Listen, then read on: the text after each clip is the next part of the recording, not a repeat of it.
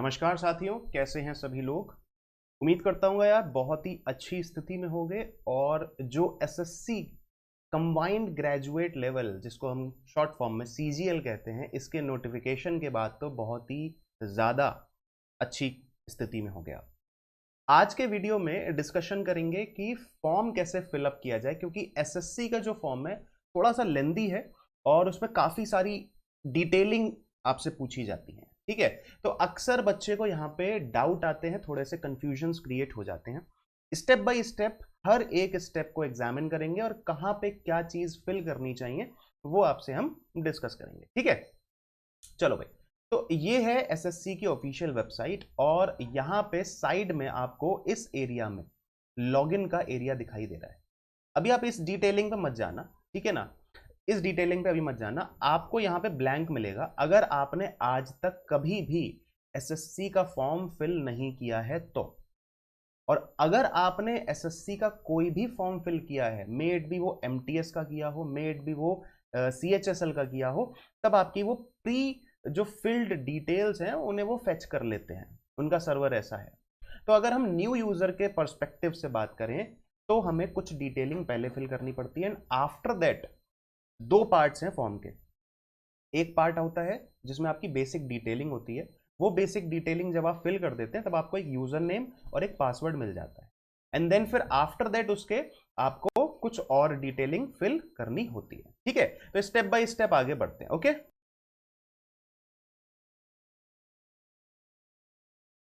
तो मैं भाई न्यू यूजर और रजिस्टर नाउ इन दोनों में से किसी भी एक पे क्लिक कर सकते हो।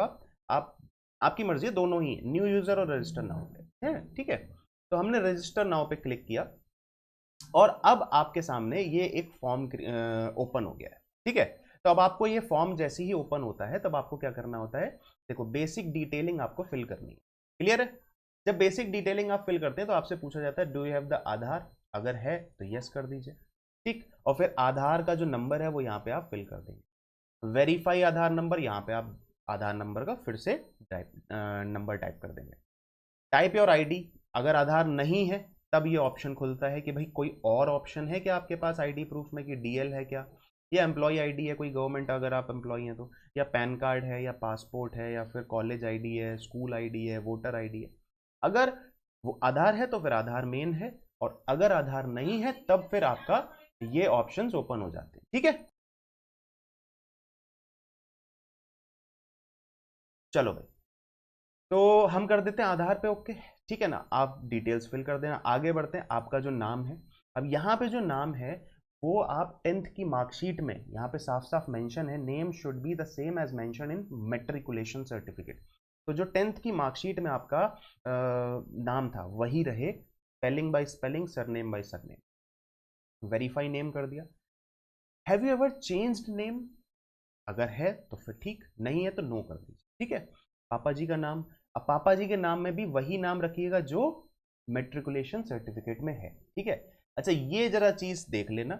हाँ, मानते हैं कि हाँ हम श्री या श्रीमान लगाने में थोड़ा सा इस चीज को मानते हैं, बट फॉर्म में आपको ये चीज नहीं लगानी है। यहाँ पे लिखा है please enter name without any salutation, mister missus या श्री, ये सब नहीं लिखना है। नाम जो है वैसे ही नाम रखना है। Verify father's name, mother's name में भी सेम वही मेट्रिकुलेशन सर्टिफिकेट में जो नाम है, और वेरीफाई कर देना। डेट ऑफ बर्थ जो आपकी है वो डेट ऑफ बर्थ आपको चूज कर लेनी है, वेरीफाई कर देनी है। अब यहाँ से आपकी कुछ डिटेलिंग शुरू होती है। मेट्रिकुलेशन मतलब टेंथ क्लास में जो एग्जाम डिटेल्स हैं, एग्जाम कौन से बोर्ड, कौन सा बोर्ड था आपका, सीबीएसई था, आईसीएसई था, या फिर बहुत सारे और, ठीक है ना, स्टेट वाइज बोर्ड भी होते हैं। तो वेरीफाई आपको बोर्ड कर देना है। फिर आपका टेंथ में जो रोल नंबर है वो आपको आपके मार्कशीट में मिल जाएगा। तो जो मार्कशीट होती है वहाँ पे आपको आपका रोल नंबर मिल जाएगा, वो रोल नंबर डाल दीजिए, वेरीफाई कर दीजिए। ईयर ऑफ पासिंग, किस ईयर में आपने आपका टेंथ पास किया था, एंड देन फिर वेरीफाई ईयर ऑफ पासिंग।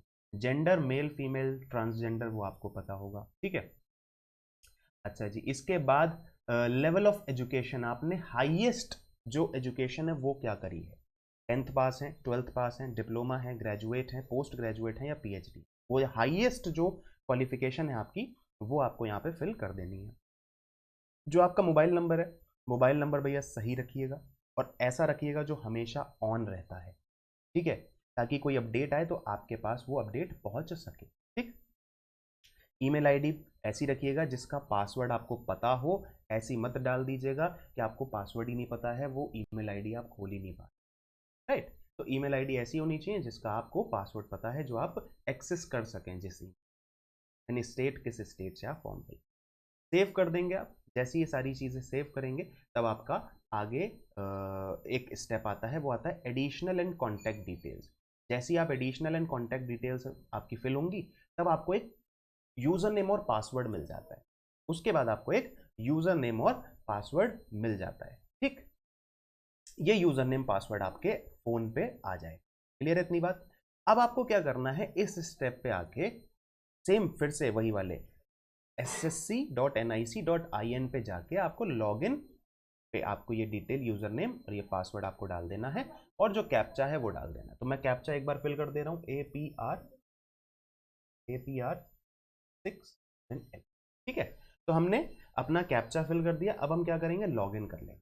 सही है, चलो भाई तो लॉगिन कर लेते हैं। लॉगिन किया हमने जैसी, तो हमारे पास में जो इनके लेटेस्ट, अब देखो मेरा नाम आ गया ना यहाँ पे, वेलकम शुभम कर, क्यों? क्योंकि मैंने पास्ट में कभी एसएससी के किसी एक फॉर्म को फिल किया होगा, राइट। तो अगर एप्लीकेशन हिस्ट्री में आप जाओगे तो वहां पे आपको दिख जाएगा modify registration, results and marks, सभी पुराने जो मार्क्स हैं वो यहाँ पे दिख जाएंगे, रिजल्ट्स हिस्ट्री या फिर जो भी आपका एप्लीकेशन हिस्ट्री। लेटेस्ट नोटिफिकेशन में जो भी एसएससी के लेटेस्ट नोटिफिकेशंस हैं वो आपको सारे यहाँ दिखाई देंगे, ठीक है।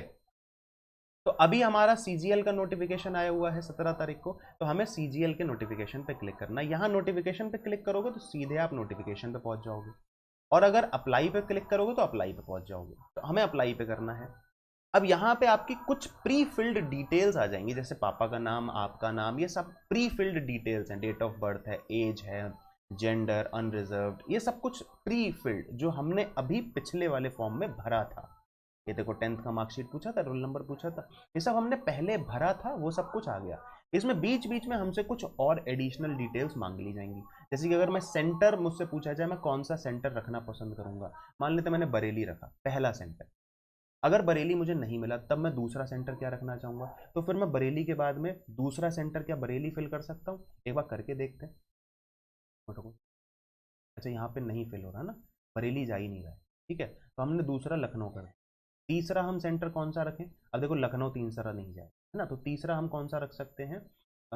हम रख देते हैं आगरा रख देते हैं, ठीक है ना। तो इस तरीके से हमने 3 सेंटर रख दिए।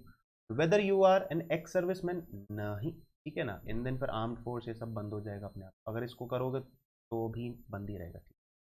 चलो सिविल फोर्स ये सब आपका बंद रहेगा, क्यों? क्योंकि आपने पहले ये सब डिटेल्स फिल करी थी, है ना, ये सारी डिटेल्स पहले आपने फिल करी थी कि भाई जो आपका डिसेबिलिटी वाला, जो मैंने आपको बताया था एडिशनल डिटेल्स वो आपसे मांगेगा, तो वो यही सारी डिटेल्स है कि आप डिसेबिलिटी वाले क्राइटेरिया में तो नहीं आते हैं, है ना, एक्स सर्विसमैन तो नहीं है, आर्म्ड फोर्सेस, ये सब कुछ आपसे पूछा जाएगा। उस समय आपकी जो भी डिटेल्स हैं वो आपको फिल कर देंगे, राइट। स्क्राइब का मतलब ये होता है कि मान लेते हैं कि कोई पर्सन जो है वो ब्लाइंड है, तो उनको एक पर्सन चाहिए होगा जो उनके आंसर्स को मार्क कर सके, राइट, तो वो होता है स्क्राइब। स्क्राइब मतलब आपके साथ आपके एक अटेंडेंट कह सकते हैं, या फिर आपके कोई हेल्पर जो आपके जो एग्ज़ाम है उसको हर मतलब उसको सारे आंसर्स मार्क करेंगे, आपके एग्जाम को एक तरीके से वही देंगे, बस आंसर्स आप बताओगे, क्वेश्चन आप सॉल्व करोगे, वो सिर्फ टिक करेंगे यस और नो वाला सी,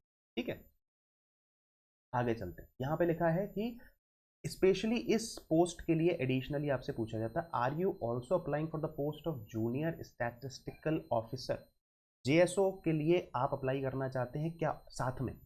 तो सिर्फ इसके लिए पूछा जाता है, बिकॉज इसका एक अलग से पेपर होता है। आपका जो टीयर 1 है वो तो सबका सेम है, टीयर 2 में पेपर 1 सबका कॉमन है, टीयर 2 में ही पेपर 2 है स्टैटिस्टिक्स का, वो जेएसओ के लिए है। तो अगर आप उसके लिए फिल कर रहे हो तो ठीक है, वरना फिर नो कर दो। Are you seeking an age relaxation, अगर आपने अनरिजर्व्ड कैटेगरी से करा है ना, तब आपसे यहाँ पे पूछा जाएगा कि भाई क्या आप अनरिजर्व्ड कैटेगरी के सिविलियन, गवर्नमेंट सिविलियन एम्प्लॉय, इस तरीके से 2 ऑप्शंस आते हैं, है ना, डिफेंस में है या एक्स सर्विसमैन वाला जो है, ठीक। हमने कर दिया नो। हाईएस्ट क्वालिफिकेशन आपकी क्या थी? फॉर एन एग्जाम्पल आपका बीटेक है, तो आपने बीटेक कर, ठीक है। एंड देन फिर detailing of qualifying educational qualification. तो आपने ग्रेजुएट किया है या इक्विवेलेंट टू ग्रेजुएशन, तो हमने ग्रेजुएशन किया, प्रॉपर ग्रेजुएशन। स्टेटस भाई पास है। अब ईयर ऑफ पासिंग आपका हाईएस्ट जिस भी ईयर में, मान लेते 2022 में किया तो 2022 आ रहा है ना, तो मान लेते हमने करा है 2015 में, ठीक है। फिर बोर्ड आपसे पूछ लिया कि कौन से, नहीं सॉरी स्टेट पूछा ना, स्टेट कौन से स्टेट से किया, तो यूपी से किया है। नेम ऑफ द बोर्ड, तो हम जिस भी हमने अपने इंस्टीट्यूट से किया है वो हमें इंस्टीट्यूट का, यूनिवर्सिटी का हमें यहाँ पे डालना होगा। तो मान लेते हमने doctor APJ Abdul Kalam technical university से की। यहाँ पे आपसे रोल नंबर पूछा जाएगा, परसेंटेज एंड सीजीपी। तो अभी रोल नंबर हमको नहीं पता है, वो आप मार्कशीट में देख के फिल कर सकते। ये है, do you want to make your personal information available for accessing job opportunities in terms of, क्या आप ये चाहते हो कि ये जो आपकी डिटेल्स आप भर रहे हैं ये लोग एसएससी वाले इसको सर्कुलेट कर दें और डिपार्टमेंट्स में फॉर एक्सेसिंग द जॉब, मतलब जॉब ऑफर्स आपको मिल जाएं, उसके लिए ये डिटेल्स आपके सर्कुलेशन में चली जाए या नहीं। मैं चाहता हूँ नहीं, मेरी जो डिटेल्स हैं वो कहीं सर्कुलेट ना करी जाए। अच्छा, ये जो एड्रेस है ये आपने पिछले वाले फॉर्म में फिल करने को पूछा जाएगा, तो वो आप यहाँ पे एड्रेस जो है वो आप फिल करा हुआ होगा, वो प्री फिल्ड यहाँ पे आ जाएगा। ये एड्रेस आपका प्री फिल्ड रहेगा, क्यों? क्योंकि आपने लास्ट फॉर्म में एड्रेस आपसे पूछा गया था, तो वो आपने एड्रेस वहां पे फिल किया था, करेक्ट है। ये एक मेजर क्राइटेरिया, इसको जरा ध्यान से देख लेना है कि भाई फोटोग्राफ और सिग्नेचर बड़े ध्यान से देखना। पहले तो इनके जो साइज हैं वो देख लीजिए, पहली चीज। दूसरी चीज, फोटोग्राफ में एक बहुत ही मेजर इन्होंने पॉइंट बोला है कि 17 जून से पहले का फोटो नहीं होना चाहिए, राइट? ठीक है, तो 17 जून से बाद का आप कोशिश यही करिएगा कि रिसेंट में आप कोई फोटो खिंचवा के लाइए और वो आप वो आप यहाँ पे अपलोड कर दीजिए, पहली चीज। दूसरी चीज कि फोटोग्राफ में आप ना तो मास्क लगाए हुए हो और ना ही आपने चश्मा लगाया हुआ, ठीक है। और अगर गर्ल्स की बात करूं तो स्कार्फ वगैरह सब हटा देना। और अगर बाल आप खोल के रखते हैं, फॉर गर्ल्स अगर आप बाल खोल के रखते हैं तो बालों को पीछे रखिए या फिर टाई कर लीजिएगा, सो दैट आपके कान विजिबल रहें, जो ईयर्स हैं वो विजिबल रहें। ऐसा आपको रखना है कि आपके ईयर्स विजिबल रहें और स्पेक्स आप ना यूज कर रहे हो, भले ही आप चश्मा लगाते हैं लेकिन फोटो आपकी बिना चश्मे, ठीक है। और मास्क नहीं होना है, ठीक, समझ में आ गया। अच्छा, दूसरी एक इंपॉर्टेंट बात कि अगर आप जो है दाढ़ी रखते हैं या मूछें रखते हैं, तो कोशिश ये रखिएगा जिस परिस्थिति में आपने फोटो खिंचाया है, मान लेते हैं आपने दाढ़ी रखी हुई थी और मूछें रखी हुई थी अभी, और आपने फोटो खिंचा लिया, तो पेपर जब देने जाए तब वहां पे क्लीन शेव मत चले। कोशिश यही रखना कि भाई वैसे प्रॉब्लम बहुत ज़्यादा क्रिएट नहीं होगी, लेकिन कभी कभी सेंटर्स पे प्रॉब्लम क्रिएट हो जाती है, तो वहाँ पे 1% भी अगर माइंड को डाइवर्ट या फिर इन सब चीज़ों में चला जाता है ना माइंड, तो फिर हमारा पेपर बिगड़ने की संभावनाएं हो जाती है। तो चीज़ें ऐसी रखना कि जो एकदम ट्रांसपेरेंट रहे, कोई भी प्रॉब्लम ना आए। सिग्नेचर तो नॉर्मल है, आप बस साइज पता कर लो, चूज फाइल करके आप कर दें। यहाँ पे देखो अलग से पूछा भी गया, whether the photo has been taken on or after 17 June, तो मैं कहूँगा yes, on or after 17 June, ठीक है। ये आपका डिक्लेरेशन है, आपको डिक्लेयर करके आई एग्री करके आपको कैप्चा यहाँ फिल कर देना है और फिर प्रीव्यू करना है। प्रीव्यू आप जब करोगे, चलो कैप्चा डाल देते हैं, ठीक है। अब अगर हम प्रीव्यू करेंगे तो वो लेगा नहीं, क्योंकि हमने अभी फोटो एंड ये सब डाला नहीं है। जब आप प्रीव्यू करोगे तो आपका पूरा एप्लीकेशन फॉर्म आ जाएगा, ठीक है। आप उसको ओके करोगे तो पेमेंट का ऑप्शन खुल, तब आपको पेमेंट कर देना बस, ठीक है ना। उसके बाद आपको सिर्फ पेमेंट होगा, वो पेमेंट आपको कर देना। क्लियर है इतनी बात? जैसे कि आप यहाँ पे जाओगे तो प्रिंट का ऑप्शन आएगा है ना, डाउनलोड ऑफलाइन चालान का आएगा, पेमेंट का आएगा, पेमेंट स्टेटस का आएगा, एप्लीकेशन स्टेटस का आएगा, डबल वेरिफिकेशन ऑफ पेमेंट का आएगा। तो ये सारे स्टेटस आप यहाँ से चेक कर सकते हैं। यहाँ से आप जब आपने अप्लाई किया था तब आपका यहाँ पे अप्लाई होके सबमिट हो जाए, ठीक है। पेमेंट के लिए आपको यहाँ पे अलग से जाना पड़ेगा, ठीक है। Have you not applied for this examination? You have not applied for this examination, क्यों? क्योंकि अभी हमने सबमिट नहीं किया ना अपना फॉर्म। यहाँ पे जैसे ही हम सबमिट करेंगे तब हमारा वो पेमेंट वाला ऑप्शन ओपन हो जाए। क्लियर है? तो इस तरीके से आपको करना है, चीजें थोड़ा सा संभल के भरिएगा, डिटेलिंग बहुत बारीकी से भरिएगा, और एक नहीं, दो नहीं, 3 बार क्रॉस वेरीफाई जरूर कर लेना। ताकि कोई भी मिस्टेक, कोई भी गलती, कुछ भी ना ऐसा रहे कि हाँ भाई आपको प्रॉब्लम। क्लियर है इतनी बात? तो आज के सेशन में इतना ही रखेंगे। और अच्छा, अगर आपको फोटो से रिलेटेड कुछ और डाउट है तो यहाँ पे इन्होंने फोटो से रिलेटेड कुछ बोला भी है। जैसे यहाँ देखो कि फोटो आपकी ऐसी रहनी चाहिए, ना तो एक्स्ट्रा कलर हो, ना तो टॉप क्लोज हो, मतलब जो आपका हेयर्स हैं वो आपके क्लोज नहीं है, हैट नहीं होनी चाहिए, ब्लर नहीं होना चाहिए, ब्लर फोटोज, ठीक है, इस तरीके से इन्वर्टेड या फिर गॉगल्स के साथ नहीं होना चाहिए, फेसिंग साइडवेज नहीं होना चाहिए, एकदम फ्रंट फेसिंग होनी चाहिए, जैसे कि ये है फ्रंट फेसिंग, है ना, साइड फेसिंग नहीं होनी चाहिए, टू स्मॉल नहीं होना चाहिए, विद स्पेक्स नहीं। क्लियर है? तो थोड़ा सा इन चीज़ों का ध्यान रखें। ठीक, यहाँ पे आपने देखो ये प्रिंट किया, प्रीव्यू किया, एंड देन फिर उसके बाद आपको सीधे क्या कर देना है, पेमेंट कर। हालांकि यहाँ पे सब कुछ इन्होंने बताया है ना, तो इसको भी आप रेफर कर सकते हो। ठीक, चलो भाई, थैंक यू सो मच। मिलेंगे हम अगले सेशन में with new update, with a new job alert. बाकी अगर कोई भी डाउट है, कुछ भी हेल्प चाहिए, आप कमेंट सेक्शन में ज़रूर लिख सकते हो, बिंदास लिख सकते हो, बिना ये सोचे कि यहाँ से मुझे हेल्प मिलेगी या नहीं, क्योंकि आपको इस जगह से, इस माध्यम से हर एक परिस्थिति में आपको हेल्प करी जाए। ठीक है, वीडियो लाइक कर देना, शेयर कर देना और चैनल को सब्सक्राइब जरूर कर देना। मिलेंगे अगले सेशन में, तब तक के लिए बाय बाय, टेक केयर, ख्याल रखें।